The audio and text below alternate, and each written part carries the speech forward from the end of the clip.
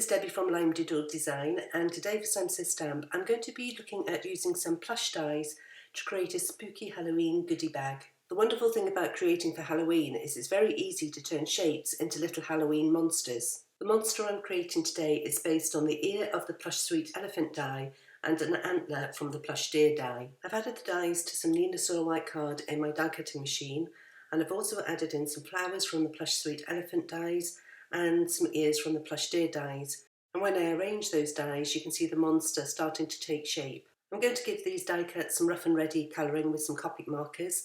I want to get some shadowing down the left hand side to give this critter some dimension, and I'm working through the lightest colour to the medium colour, through to the darkest colour, and then back through to the medium and to the light, blending as I go. Just some very simple Copic colouring. I often like to use a purple marker to cool the tones of the shadows down and find that this can make the shadows look a little more realistic. I'm moving on to adding some colour to the foot of the monster, and it looks like my lightest grey there could do with a top up. Please excuse my voice, as you can probably gather I'm trying to get over a cold. That's the delights of the autumn season, I think. The children go back to school and they all share their bugs with each other and then they bring them home. However, I do feel that autumn is my favourite season of the year, as there's just so much to do, so many fun things as we move from one festivity to another. Now that I've got some basic Copic colouring on all the die cuts, I'm going to add some details to the body and the foot of the monster. I'm lifting some of the Copic colour with dots of the colourless blender, and I'm also adding dots of Sakura Jelly Roll glitter pen and the Signo Uniball gel white pen. I'm running a line of glue runner over a strip of slate grey card, and I'm going to use that to back the body of the monster where the holes are. I'm using a pair of scissors to trim off any excess, and then I can attach the foot of the monster to this grey slate card with some foam adhesive. Next I'm adding the yellow flowers, which are going to become part of the monster's eyes, and again I've added those with foam adhesive. I've got more of the foam adhesive on the back of the body, and then I'm using that to help attach the ears to the top of the monster. To finish off this guy, I've got some Doodlebug eerie eyes. These were part of the limited edition Ghostly Greetings card kit. However, that card kit sold out, but a lot of the supplies that were in it are sold separately, including these eyes. Finally, I drew a smiley mouth in pencil and then went over that with a black marker. To create the goodie bag, I've cut a piece of Doodlebug pattern paper to 5 3/4 by 6 inches, and then I've scored at 1/4 inch and again at 3 inches, and then turned the paper around and scored at 1/2 inch. I've then used a pair of scissors to cut angles at the side and a deep V into the middle up to the lower score line, and this will create 2 flaps for the base of the goodie bag. I'm now starting to fold up the goodie bag, and I'm going to run my fingers along the score lines just to make sure they're nice and crisp. And then I'm going to add some Ranger Multi-Medium and Matte along the side flap.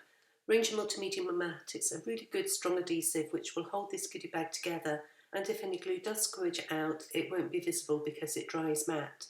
I've then added some more of the adhesive to the bottom flap and folded that up and given it a good press to make sure that it holds. I pulled out my pinking shears from my sewing box, and I've used that to cut a zigzag edge along the top of the bag. And the advantage of the pattern paper is that it's double-sided, so it's pretty on the inside too. I'm going to add a sentiment banner to the goodie bag, and I'm going to use the Ghostly Greetings stamp set. I've got a piece of Doodlebug pattern paper in the Mini Misty and the Spooky Greeting on the door of the Mini Misty, and I'm treating the paper with an EK Success powder tool to prevent any embossing powder sticking where I don't want it. And I'm going to stamp the sentiment in Versamark ink and then give it a good press down, and then sprinkle on some white embossing powder before making sure my heat tool is good and hot to melt the embossing powder.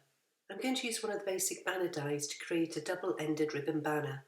Firstly, I'm going to run the sentiment piece through the die cutting machine with the banner die pointing one way, and then I'm going to flip it around, attach it with washi again to keep it in place, and run it through pointing in the other direction. Now it's time to put the card together, and I've cut a stitch circle from white card to put the monster onto so that it pops nicely off the white rather than competing with the pattern of the pattern paper. To accent the bag, I've tied a black twine bow and also a twist of yellow ribbon, and then stapled those to the top of the bag. I'm adding the white circle, the monster and the sentiment strip, all with foam adhesive, to the bag. I really like how this size of bag is generously roomy, so you could put some treats in there, and you've got the lovely patterned interior when you actually peek inside. I added some purple tissue paper which I trimmed with the pinking shears, and then a couple of pencils that I found which were in Halloween colours, and I thought would be nice rather than just having sweeties in there. To finish the bag, I added some spider's web sequins from Little Things from Lucy's Cards, and also some apple green Nouveau crystal drops. I hope you take a second look at your dies to see if you can create any Halloween monsters,